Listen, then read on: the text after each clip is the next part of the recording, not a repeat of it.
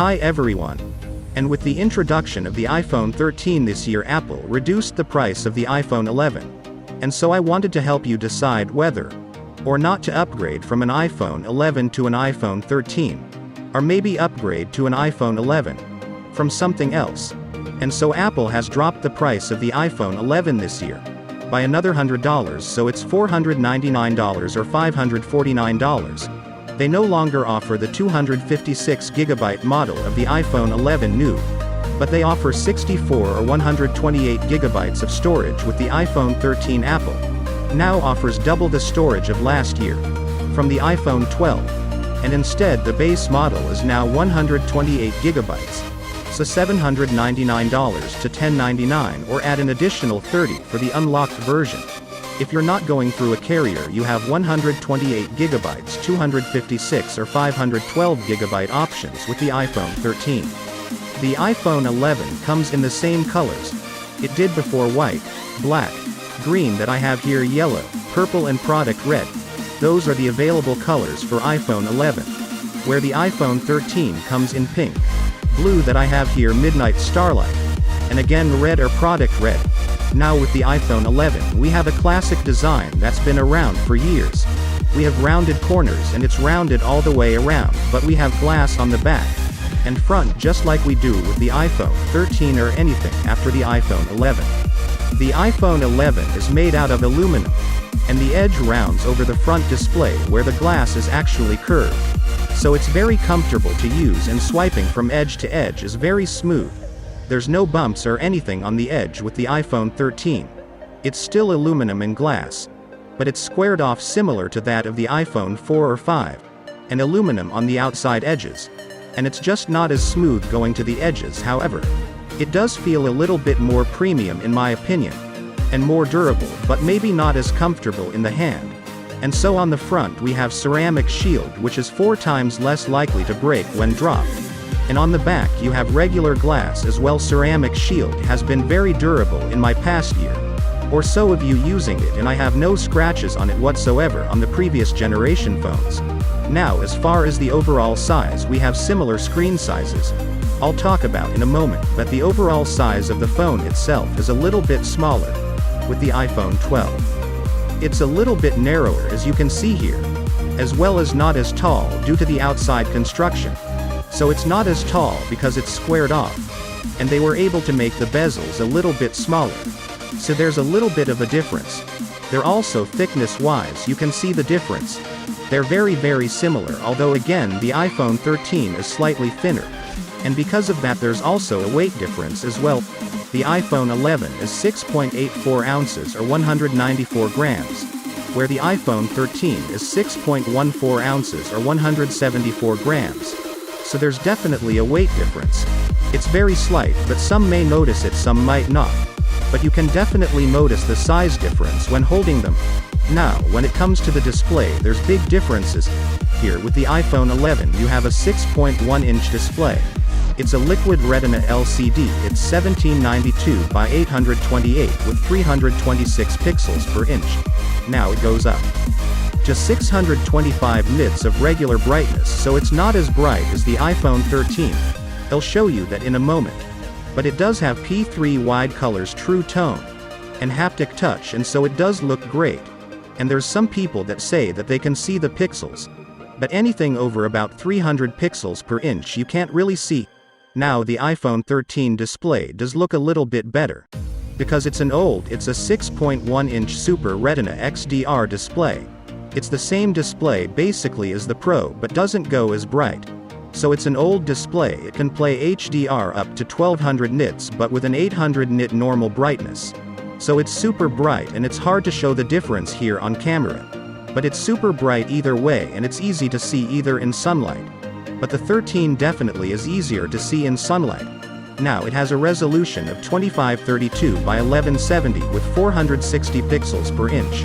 So it's got a very high pixel density, and again has P3 wide color, true tone, and haptic touch, so they're the same that way. Now one thing the iPhone 11 does not have is PWM or pulse width modulation, which is a way of controlling brightness that actually flickers the display. It flickers faster or slower, depending on the brightness level, and can bother some people's eyes. In fact, it does bother me as well, and it's about 1 in 10 people that have this issue where it causes eye strain, or can cause you to feel nauseated. On the iPhone 11, it does not have PWM, so you cannot ever see the screen flicker. With the iPhone 13 under slow-mo at 240 frames per second, there is a flicker to the display. This may bother people's eyes this year. With the Pro models, it doesn't seem to bother me at all, and as it's at a high enough rate that it doesn't bother my eyes at all.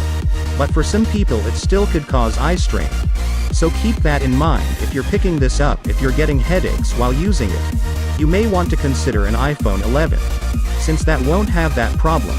Now also you can see the notch has been shrunk this year. With the iPhone 13 there's definitely a difference. There it doesn't really give you any additional real estate as far as icons in the upper right. Apple has not given us a battery status indicator, even though they have extra width there to do so, or a battery percentage. But you still have the same sort of layout, even though the notch has been shrunk slightly. They've also moved the speaker to the top, instead of in the middle of the notch, and moved the camera to the left. So there's a little bit of a difference there.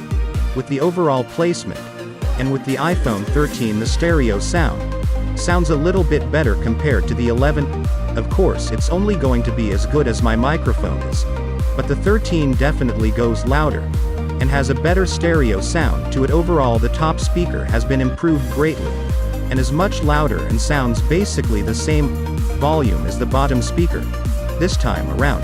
So there's an advantage there. It's not a huge advantage, but it is definitely something that's better now. As far as the battery is concerned, both of them are pretty good. As far as battery, iPhone 11 gets up to 17 hours of video playback according to Apple, and has a 3110 mAh battery. The iPhone 13 has up to 19 hours of video playback, and has a 3227 mAh battery. Generally, you can expect between 6 to 8 hours of screen on time depending on how you use your phone. Now if you're using music, and maybe just listening to music, and using Safari at the same time, you're going to get good battery life out of either one of them. The LCD uses lower power, because it's not as high resolution, and doesn't have the brightness that the other one does, so it's not pushing as much power all the time. However, they do get good battery life. The 13 will get a little bit more. Both of them do fast charge, about 50 in 30 minutes or so. But the 13 has MagSafe, so you can charge with a MagSafe adapter. If you have that, just put it on the back, and it will charge the phone. Now you can charge both wirelessly. If you want to, they both support that with Qi wireless charging. But there is an advantage with the 13 Pro, having the latest technology in it. Now overall speed of the phones is very similar in everyday use. You already saw that I open music, they seem to load about the same. Maybe if I go over to my library, go back to browse, you'll see that well the 13 is a little bit faster than the 11, but it's not so much that it will be a problem for most people. The iPhone 11 has an A13 Bionic with 4 GB of RAM, and the next-gen neural engine, where the iPhone 13 has the A15 Bionic with 4 GB of RAM, and a new 6-core CPU with 2 performance and 4 efficiency cores, a new 4-core GPU, and a new 16-core neural engine. So there's a difference there. Now as far as a way to show you the overall speed, it's very difficult to do, but you can see just opening the camera, maybe going over the photos, closing it, going into music, opening apps is really going to be about the same. I did want to show you exporting a 4K video, just to show you if there's any difference there. Usually it's only going to be a few seconds. It's very hard to show the difference. As far as the processor speed, as much of it has to do with maybe processing augmented reality and more. So what I've done is I've made a 4K iMovie video. I've used the same video in other videos as well for comparisons. If we go into iMovie, you'll see that I already have the video here. And so let me bring in another phone that we can use as a stopwatch. So we'll go into the clock here, and then we'll go into stopwatch, and let's go ahead and try and export this now. This is the same movie on both of these in iMovie. Both of them are 3 minutes and 46 seconds long. You can see it's stuttering a little bit on the iPhone 11 as I scroll through fast. But they're the exact same video, with the same titles, and everything. So let me go ahead and share this, or we'll hit done. On both we'll share both, so we'll go ahead and hit save video and see how long it takes. And let me speed this up so you don't have to wait. Now you can see, there was only a couple second difference between the export of 4K video. And so there's definitely not as big of a difference as you might think. So the processors both are powerful, but the iPhone 13 definitely has the more powerful processor. When it comes to other features, now one thing that makes the difference with that processor is the cameras. There's two different cameras on the back of both phones, and they're both great. But first let's talk about the forward-facing camera. The front-facing cameras on both are 12 megapixel cameras, and they're both of 2.2 apertures. With the iPhone 13, you gain a few extra features. Though you have Smart HDR4 Night Mode Deep Fusion on the front camera, and 4K 60, but the iPhone 13 can record in Dolby Vision HDR up to 60 frames per second on the front camera, as well as has cinematic mode. So you'll see we have all of these different modes, where you have cinematic video, which is basically portrait video mode on the front-facing camera. It's 1080p with cinematic mode, and HDR. That's why it's so bright and hard to see in this video. But you have that option with video on the iPhone 13. Again, you have HDR. So let me change the settings. Here we'll go into settings. And if we go down to camera, under formats, you'll see we have HEVC for high efficiency. And then also under record video, we have HDR video, so you have those options on the iPhone 13, where you don't have them on the iPhone 11. So if we go into the same settings, you won't have the option for HDR video. However, you can watch it back. And if we go into video recording, we can record 4K 60, but without HDR.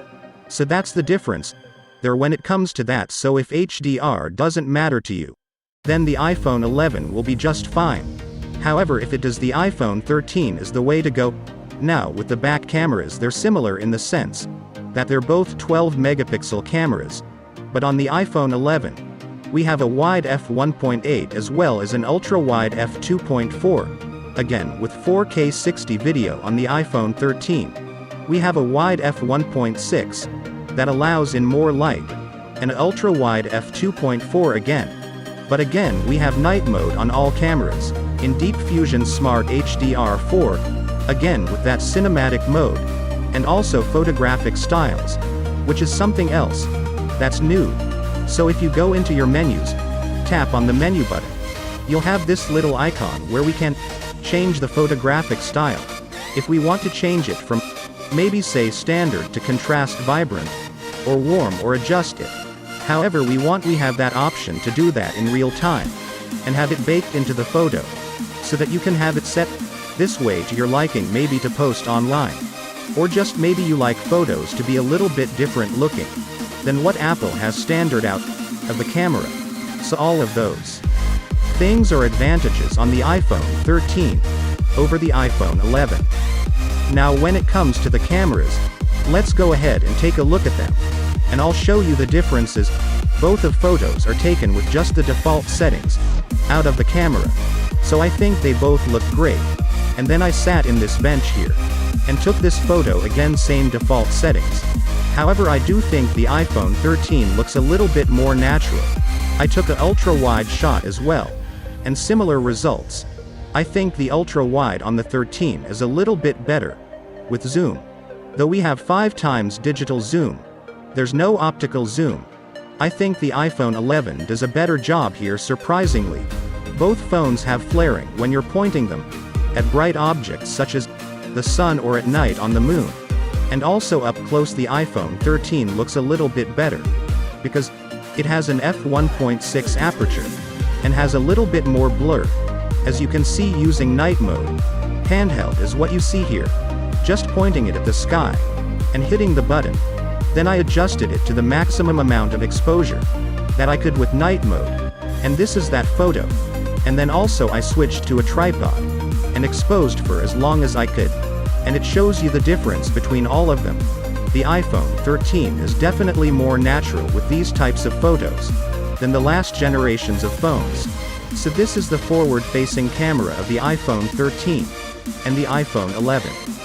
And as you can see, the camera on the iPhone 11 is definitely not handling the background. As well, it doesn't have the dynamic range of the iPhone 13. And also, here's the microphone from the iPhone 13 compared with the iPhone 11. So let me know which one you think sounds better, whether it be this iPhone 11 or the iPhone 13. I'd love to hear from you in the comments below. The ultra-wide camera, when in video mode, it does a great job on both of them. As you can see, the ultra-wide on the iPhone 13, I think does a little bit better job with focus since it's upgraded this year. But overall, they're very similar. Also, when you're using stabilization, maybe just walking down a path like this, you'll see that they're very similar. The iPhone 13 has sensor shift stabilization, but you really don't notice a difference until you get to the larger lenses. Now, I really wouldn't upgrade due to just sensor shift stabilization, is the optical image stabilization of the iPhone 11 looks pretty good here as well. Now, when it comes to the cellular connectivity of both, they're very different.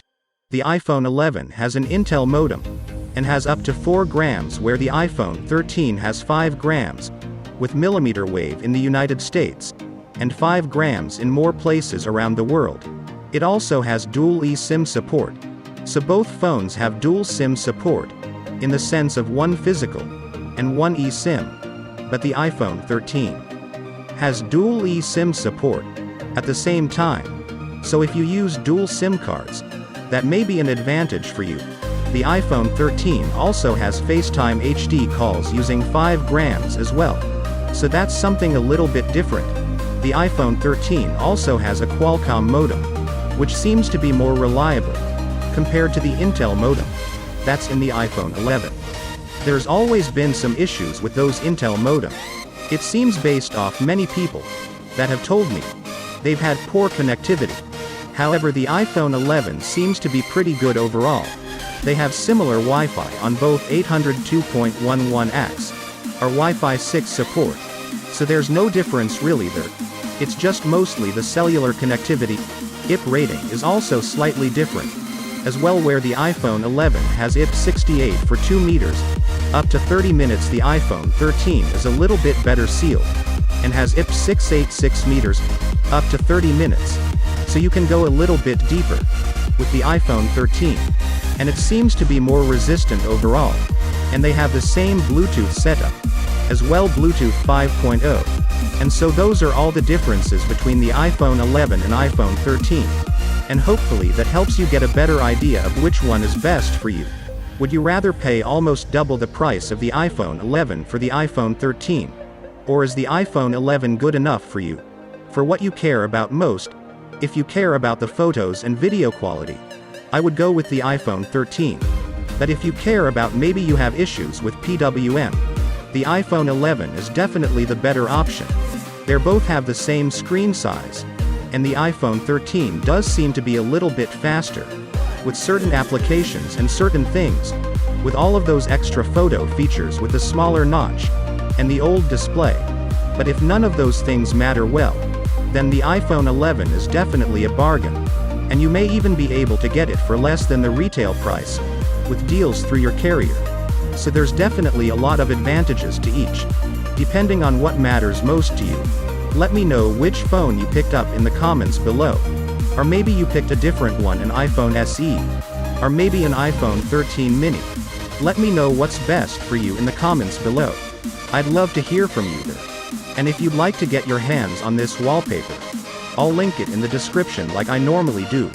If you haven't subscribed already though, please subscribe, and if you enjoyed the video, please give it a like. As always, thanks for watching this video. I'll see you next time.